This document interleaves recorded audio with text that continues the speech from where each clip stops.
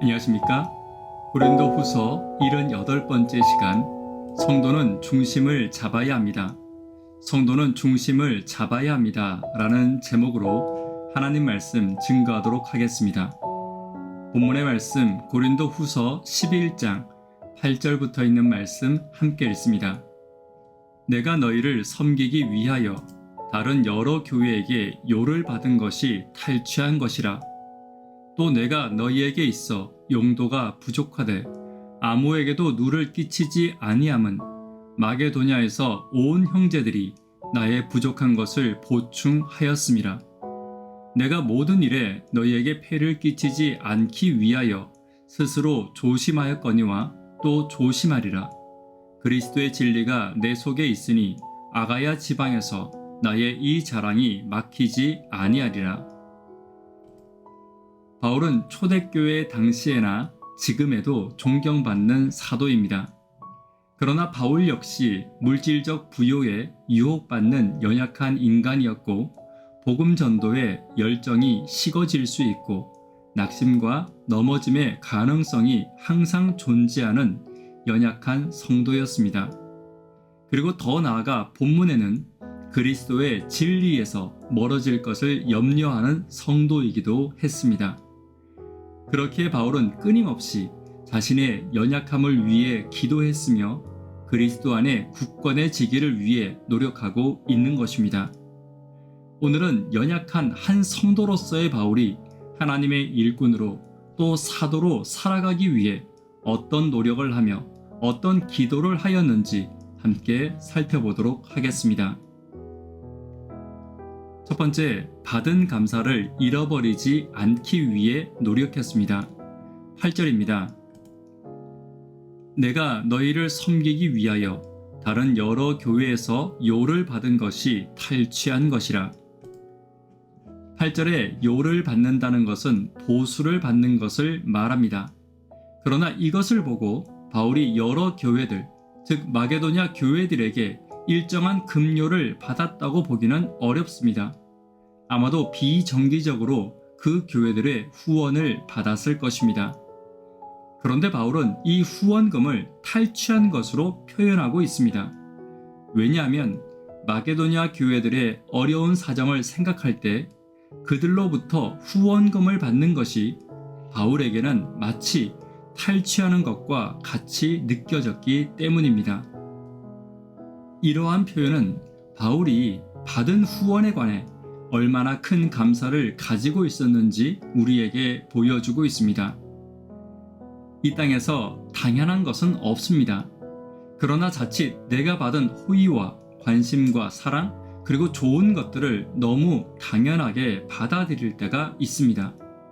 감사하지 않는 것은 교만입니다. 반대로 내가 받은 것을 감사하는 것이 겸손입니다. 내가 받은 것을 당연하게 생각하는 것보다 더 큰 교만은 없습니다. 사랑과 은혜와 선행을 당연하게 받아들이는 순간 감사는 사라지고 이기심과 교만이 올라오게 되어 있는 것입니다. 바울은 자신이 받은 은혜를 감사하는 겸손을 잃어버리지 않으므로 사도로서의 자세와 하나님의 종으로서의 모습을 잃어버리지 않았음을 기억하는 저와 여러분 되기를 간절히 바랍니다. 두 번째로 바울은 성도에 대하여 조심하고 또 조심했습니다. 9절입니다. 마게도냐에서 온 형제들이 나의 부족한 것을 보충하였음이라. 내가 모든 일에 너희에게 폐를 끼치지 않기 위하여 스스로 조심하였거니와 또 조심하리라. 바울은 고린도에서 나름대로 생계를 위해 천막을 만드는 일을 하고 있었습니다. 그러나 그의 수입으로는 생활하는 것이 매우 어려웠습니다. 그럼에도 불구하고 그가 교회를 돌보는 일에 전념할 수 있었던 것은 어려운 가운데 바울을 돕는 마게도냐 성도들의 감사한 손길이 있었기 때문입니다. 지금 저 역시 새벽 기도를 계속 유지하고 또 방송할 수 있는 것은 함께 말씀을 소중히 여겨주시고 기도와 후원으로 돕는 분들이 계시기 때문입니다. 잠시 이 자리를 빌어 진심으로 감사의 말씀을 전합니다. 다시 본문으로 돌아와서 바울 당시에 복음을 전하는 자들은 교회에서 생활비나 또 필요한 비용을 받는 것이 당연한 것이었고 바울도 이것을 요구할 수 있었습니다. 그러나 고린도 교회에서는 바울의 이러한 요구가 그들에게 시험거리가 될 수 있었기에 바울은 스스로 조심하고 또 조심했던 것입니다. 바울의 이러한 조심함은 그 교회에 대한 사랑이었고 배려였습니다. 그들이 바울 자신으로 인해 작은 시험이라도 받지 않기를 원하는 사도의 작은 배려의 마음이었던 것입니다. 오늘도 마찬가지입니다. 성도는 성도로 인해 시험받지 않아야 합니다. 그리고 우리는 그 일을 위해 노력하고 기도해야 합니다. 만약 성도가 성도에게 시험을 받는다면 그곳에서 내가 하나님의 일꾼으로서 혹은 성도로서 끼쳐야 하는 성령의 감화가 약해질 것이 분명할 것입니다. 오늘 성도에 대해 사랑과 배려의 마음으로 조심하고 또 조심하는 저와 여러분 되기를 간절히 바랍니다. 세 번째, 그리스도의 진리로 항상 중심을 잡아야 합니다. 10절입니다. 그리스도의 진리가 내 속에 있으니 아가야 지방에서 나의 이 자랑이 막히지 아니하리라. 마지막 바울이 하나님의 일꾼으로서 한 명의 성도로서 흔들리지 않는 이유는 예수님이 항상 그의 마음의 중심이 되었기 때문입니다. 그리스도인에게 이것보다 더 중요한 것은 없습니다. 하나님의 일꾼에게 이것보다 더 확실한 원칙과 진리는 없습니다. 바울은 고린도 성도들에게 폐를 끼치지 않는 자신의 배려와 사랑에도 불구하고 오해받고 있었습니다. 그럼에도 불구하고 바울은 흔들리지 않았고 앞으로도 계속 배려와 사랑으로 조심하는 인생, 겸손하여 감사하는 인생을 살 것을 확고히 말하고 있습니다.